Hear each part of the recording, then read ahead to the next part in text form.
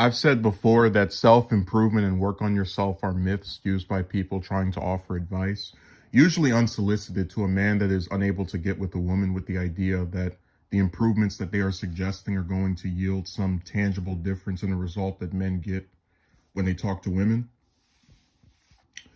I've also said that while I do believe in self-improvement, it should never be done by a man simply to impress women. So, for example, I have tried to improve my artistic skills by drawing real life people more often, and I've tried to use my video editor to enact various techniques I had not done before. But neither of those attempts to better myself are hinged on the approval of a woman. And this has really been my problem with people who support self-improvement of the romance variety, because you are indirectly being told that you are not good enough for a woman as you are, and will not be good enough until you follow the recommendations of another person to make a change in some way that is believed by this person to be appealing to women who are still not guaranteed to be interested in you after making this alteration. I think a lot of men have created an idealized version of what type of man appeals to women. This idealized version includes being tall, attending the gym, having muscles, owning some inordinate amount of money, and other traits. And when they place this collection of traits against me and I'm unable to live up to their unrealistic fantasy, they lash out. I stand by my belief that there is no one particular type of man that appeals to women. We've seen serial killers have wives at the same time as we've seen law-abiding men have spouses, but you're honestly going to tell me that who I am is so specifically unique as to not appeal to any woman on the planet? These terms I use may come off as jokes for their pop culture references, but there is a segment of people who want all men to look and act the same way. They want men to be real-life stormtroopers. I realized this a few months back. I am someone who tolerates diversity on this issue. So, for example, while I believe that me talking to women is a waste of time, I don't care if someone else wants to. I don't harass other men for partaking in what I consider to be a fruitless task, because they might not get the same result as me, and either way, it doesn't affect me. And I would never try to shame someone for not getting with a woman at a time where you can go on the internet and find literally thousands of other men who have had the exact same problem. You're so particularly awful that you have the same issue as a bunch of other people who are also so particularly awful as to be affected by the same thing. I said this before. When I was in high school between 9th to 11th grade, I used to lack confidence, and a lot of that came from not getting with one of my classmates. But then when I came online and saw just how many other men were experiencing the same thing, I just couldn't rationally make the argument for why I should continue to feel bad for someone else's decision not to date me. And I think I'll retain this view as long as it's apparent that this is affecting other men.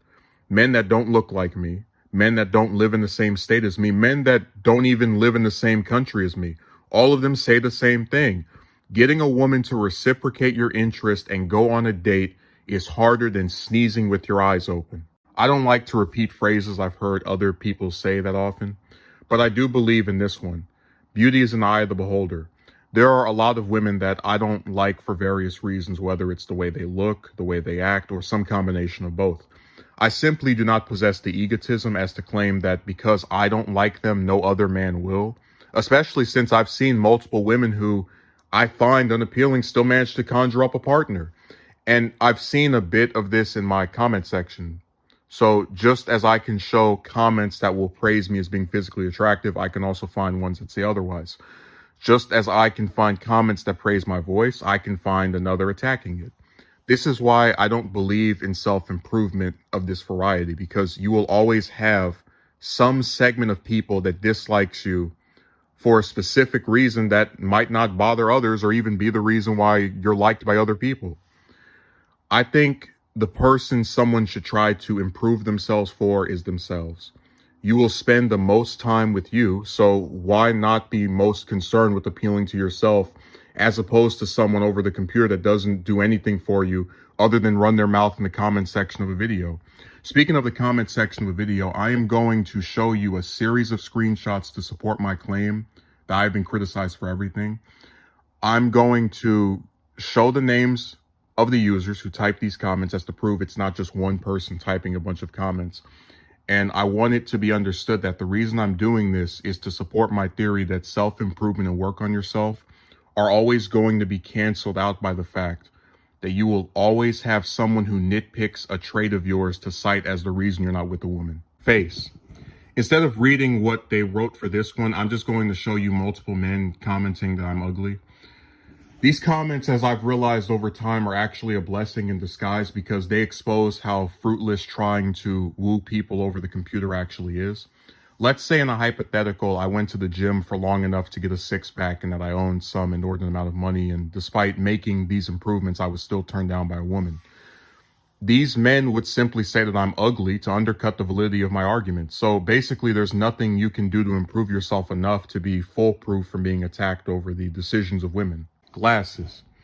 Metal Gear writes, clean yourself up, bro. Women take a look at a guy or girls, and if they look like they don't keep themselves together, then that's an automatic no. Shave, keep your hair cut like you care about yourself and how you present yourself out in the world.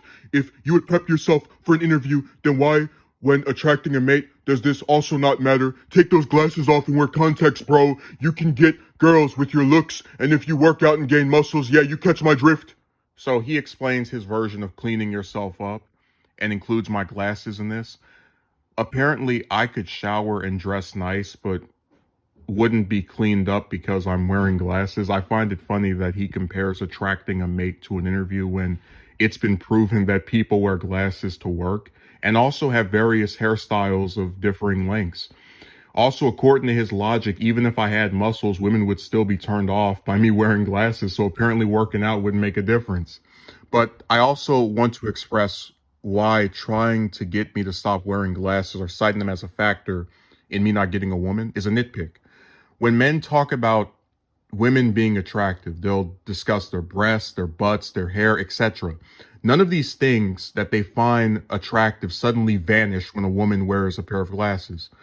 You can still see her hair, her butt, and her chest when she wears glasses. So it's funny to watch people pretend like a group of women who already don't find me attractive are now going to suddenly fall head over heels because I've removed my spectacles.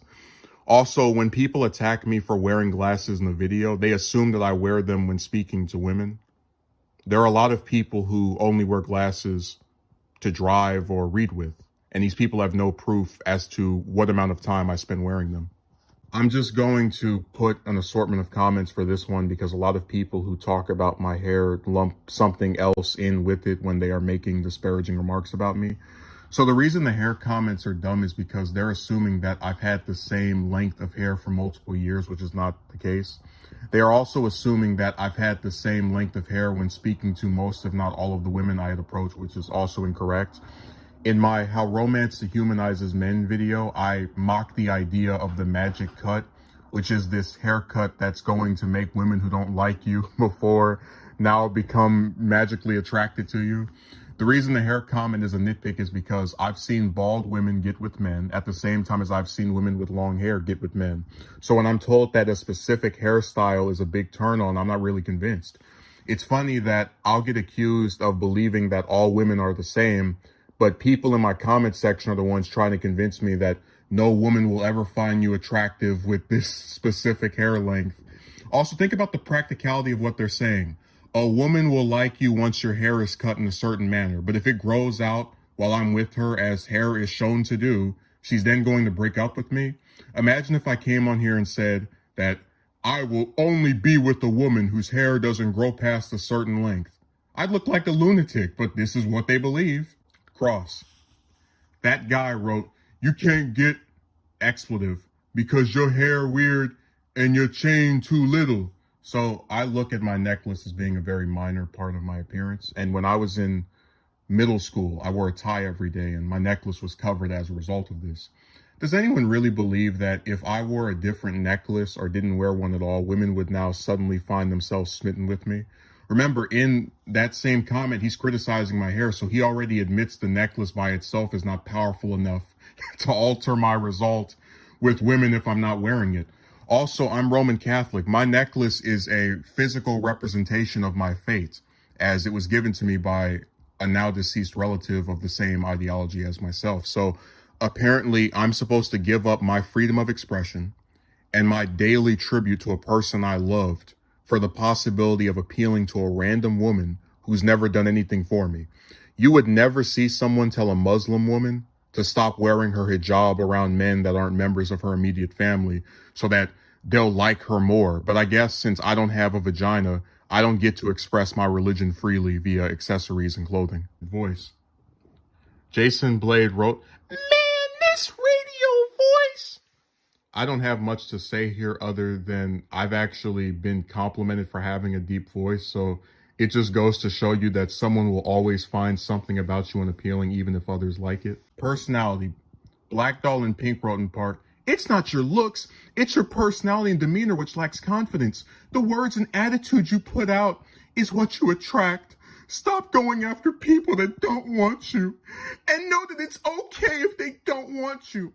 I partially agree that it's not my looks, but can someone explain to me how an individual who has never met me knows my personality and demeanor? I don't know how this person would be aware of my words and attitude in encounters with women that they weren't present for. How are you supposed to know someone doesn't want you unless you go after them? Am I supposed to scan their brain and know what they're thinking before they speak like a telepath? And if it was okay that women didn't want me, I wouldn't get harassed and attacked online for not being with one. One of the running gags on my channel is having men discuss my personality, and most specifically accusing me of having no confidence, which they then would cite as the reason I was turned down as much as I was. What I found very comical, and I hate that I can't show you the screenshots of this because YouTube deleted the comments, is that there have been multiple instances where a man will offer advice during one of my streams and then accuse me of having too much confidence for refusing to accept it or disputing it. So according to some online psychiatrist, I have too little confidence while others claim I have too much of it. A few weeks ago, I had a female relative question when I was going to get a girlfriend, and she stated that women did not like talking about politics. I found this hilarious because she assumed that this was what I talked about when speaking to various women, which she has no way of proving, and neither is it correct. But I also thought of something else. If women were so turned off by politics, how the hell are all of these governors, senators, congressmen, and mayors married? But this is the logic of people taking any unique trait of yours, such as your appearance and personality, and trying to make it the fatal flaw. And it never works because you can find examples of other men who liked or had the same traits and were able to get with someone. Body. Thinking Mouse wrote, "I find it weird that you have issues with women when you look so good. Maybe you don't have any muscles. I can't tell." I did a video recently about the deification of the gym and how men have turned this building that people go to for the purpose of exercising into this place that once you start attending regularly is going to create some mass change with regard to your love life. I want you to understand the homoerotic subtext of men making these types of comments to me. There's a portion of men on YouTube who go to the videos of women and turn the volume down as they pleasure themselves to the woman's face and the rest of her body if it's shown in the video. For a man to focus this much on my physical appearance, that means they go to my video and analyze the width and length of my body in the same way that they do to women on this website, except with the added harassment of writing unsolicited advice directed toward my physical appearance, which is irrelevant to the substance of my arguments. I also want to address how this is part of what I mean when I say that men are set up to fail. If I did a video in which I accused women of only liking men for looks and money because they're superficial pricks, I would get called sexist in a heartbeat. But when these men come on my video and insist that you can only get a woman to like you by being in shape, they are asserting this as being the case. The idea that the appearance of your body is the only thing that can attract a woman to you, and supposedly this woman will fall in love with you after being attracted to you for superficial reasons. The other reason the gym deification is stupid is because it assumes the women I'm speaking to are all in shape. If I were to approach a woman that was 300 pounds, would I really be expected to have to work out to get her to like me? Height. So I've had two instances in the past few months where men have come on my streams to ask me my height. And in both instances, after I refused to answer, they decided to assume I was short. Part of me finds this hilarious because of how incorrect it is. And the other part of me finds it annoying that people have been spamming this question on my channel for years. It's one of the dumbest inquiries I've seen on this website because, contrary to popular belief, height is a nitpick. Ask yourself, have you ever seen a woman who is shorter than the man she likes be told that her height is going to stop him from reciprocating her interests? Ask yourself, have you ever seen women who are tall not celebrated as Amazons, who have a special quality to the way they look? One of the commentators on my channel, Bader, often says mockingly, women are beautiful in their own way. This is one of the textbook examples of his claim's credibility. Women are not derided for being short and are celebrated for being tall, but a man is only allowed to be over 6 feet. But the great part about the height comment is that along with men calling me ugly, it's another blessing in disguise. Let's say a man is 5'4", but he has muscles and has money, but still gets turned down by a woman. All it takes for a computer clown to negate the validity of his quality as a potential partner is to just insult him over his height. The reason this is a blessing in disguise for me is because just as I cannot change my face when a man calls me ugly, I cannot change my height. So in knowing that those two things cannot be changed, and that I'm always going to have some man who will either insult me over my face or claim that I'm too short to get with a woman, it just proves my point that you can never expect these people to become critical of women, no matter what you do. That as long as you're not with a woman, even if you've made multiple improvements based on their advice, they will still deride you, even for things such as height that you have no control over. Close. Dude Saw wrote, man, you have a speech impediment, have a scraggly beard, and wear expletive clothes. Take care of yourself, and you won't even have to think about approaching women. They'll come to you. This comment was written before I had my current video format where you could only see my appearance up to my shoulder blades. So that means this man was confirmed to be completely ignorant of anything I was wearing besides my shirt, necklace, and glasses. So he doesn't know what pants or shoes I wore, but he can assess my clothes in that manner. As far as the beard comment, he doesn't know how long I had a beard or if I had one when speaking to women, so it's just assuming on his part. Which is all the comment is. Wealth. I don't believe someone has to have money to get a date because I had classmates in middle and high school who had girlfriends, so unless they showed them their inheritance or they were participating in child labor, I'm not buying it. But the double standards seem to always outweigh the legitimacy of these claims. Men have to have money, women can have whatever they want. I did a video a year ago talking about the only girlfriend I ever had, who, after a month of treating me fairly well, decided to initiate a relationship with me that lasted for a week, and during which consisted of her begging me for money 10 times in 7 days. I know I won't be believed by my detractors, but there has not been a single woman who I have liked or disliked on the basis of her wealth. I've been interested in women who lived with their parents, who lived alone, etc. The only time money becomes a factor in any of my romantic pursuits is if the woman starts begging me for money, which is a turnoff to me. It's ironic that as people claim online that men only see women as sex objects, every time I ask something of a woman I'm not with, it's usually an attempt to spend more time with her to get to know her as a person. I do want to play out a hypothetical.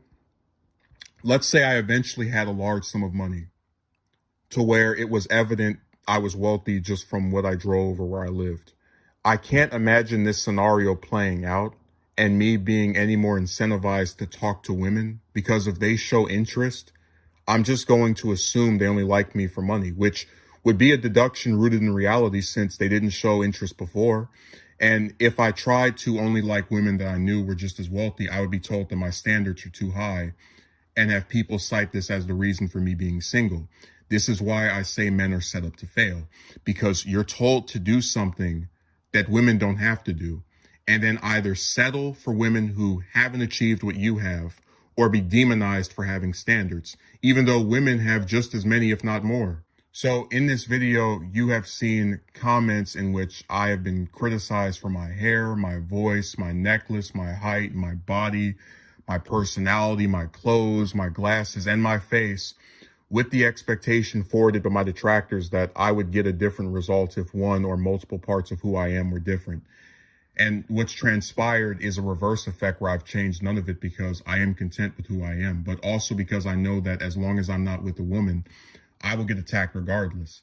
It's as though in attacking me over such a variety of things, they have silently confirmed that they are more than willing to nitpick or deride me as a person for the sake of not having to ever criticize women, which is why I refer to myself as the romance scapegoat. Pay special attention to the comments calling me ugly and the ones accusing me of being short. These are two things that can be used against any man, regardless of how many conventionally attractive features he might have otherwise. And they are a big part of why I find it to be fruitless trying to appeal to people who are by design attempting to be as antagonistic to you as possible. If a woman had more money than me and was in shape and I called her ugly or said that she was too short to get with me, I would be called a superficial idiot because she would be recognized as being someone that took care of herself physically and financially, and nobody would tell her that she had to work on herself to appeal to people like me. She would be allowed to be who she is. But when you're a man and you get turned down by a woman, no matter what you do, no matter how you act, you are told by those around you that you are broken and or incomplete because of the decision of someone else. You are never allowed to be yourself until a woman decides you are good enough for her. Until then, you have to be a stormtrooper. I am someone who believes in diversity and people being allowed to be different. I've been willing to date women of different ethnicities, women from different countries, women who have different religious beliefs, women who have different political beliefs, women that drink as I'm a teetotaler, and women who smoke even as I don't.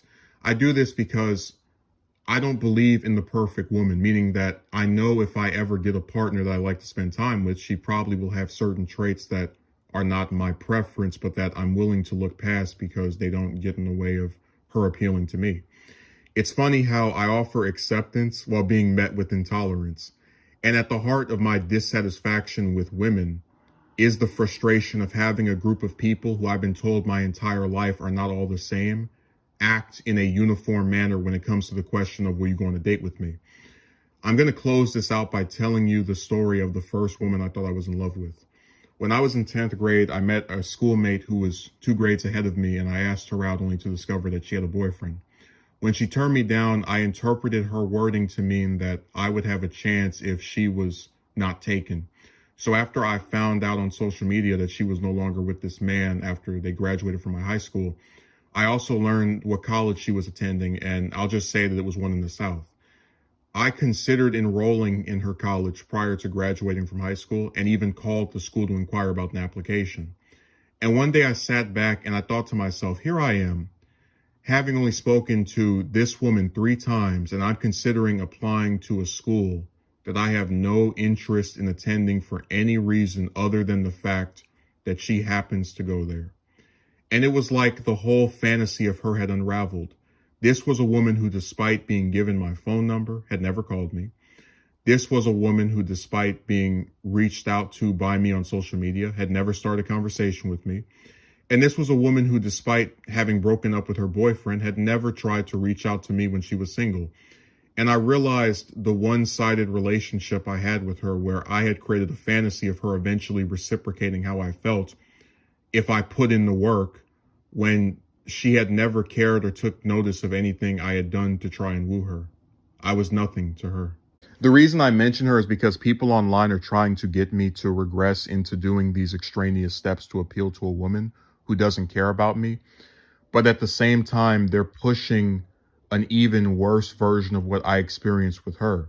She was at least someone I had met, spoken to, knew what she looked like, etc.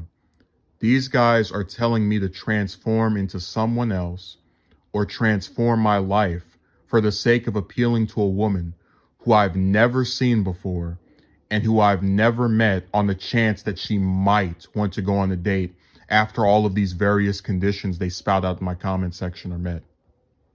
There's another group of people that I wouldn't necessarily call my detractors, but they argue against my points about the futility of talking to women by mentioning my age, which is irrelevant to my arguments, and assert that because of my age, I should not yet think it is pointless to talk to a group of people who don't like me. They usually don't insult me, so I'm not going to insult them, but I'll rebuke their point, which is that there's never an age where your opinion on a topic that you have personally experienced should be discarded on the basis of how old you are.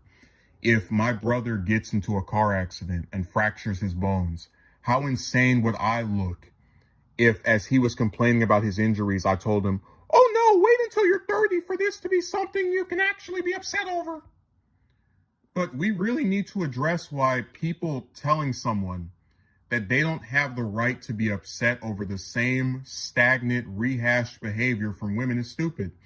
A lot of times a person will go on a date with someone or a couple of dates and then not pursue a relationship with that person for whatever reason. What these people are telling me is that there is going to be a woman so unlike her predecessors as to reciprocate my interest and then agree to not just go on a date, but also agree to a relationship where me and this person will live happily ever after. She won't cheat on me. She won't beg me for money. She won't argue with me constantly. They are assuming all of these things are going to be represented in a woman that neither they or myself have ever met. There's so much that can go wrong in a relationship, but here's the catch that women have that men with the romance curse don't. When a woman breaks up with a man, she knows, especially if she's on social media, that she can expect multiple men to try speaking with her or getting involved with her within a year. When you have to wait 10 years or longer for one woman to agree to go on a date and you or her end the relationship, you have no idea when the next time a woman will like you back, if ever at all. The reason I refer to these scenarios as magical is because it's very condescending to have grown adults try to pretend that after getting rejected like there's no tomorrow for years, you're going to just stumble upon a woman who you like for her personality and appearance and who likes you for the same traits and is willing to do the things you would like to do. They are promising you the perfect woman as a way to encourage you to keep partaking in a task that has been fruitless for years. In conclusion, I'd like to apologize for not having a vagina, which would have allowed me to not experience success with my romantic life without being verbally lynched over someone else's decision to not date me, which I will have no control over until my telepathic powers emerge. I'd like to say sorry for not having the ability to jump in someone's skin and make them go on a date with me. I'm very apologetic for choosing to believe in myself and not allow a random woman's decision to not go on a date with me to dictate my self-worth, as I now realize that since I don't have the luxury of having a vagina, I cannot aim to please myself, as everything I do must be in service of getting with the woman. I should have never stopped approaching women until I spoke to every single one of them on the planet, because it makes total sense to believe that after getting turned down by 90 of them, the next one's definitely going to do the trick. To hell with basic pattern recognition skills. No, when you're a man, you have to just keep on talking to people who don't like you, because eventually one of them is going to be totally different.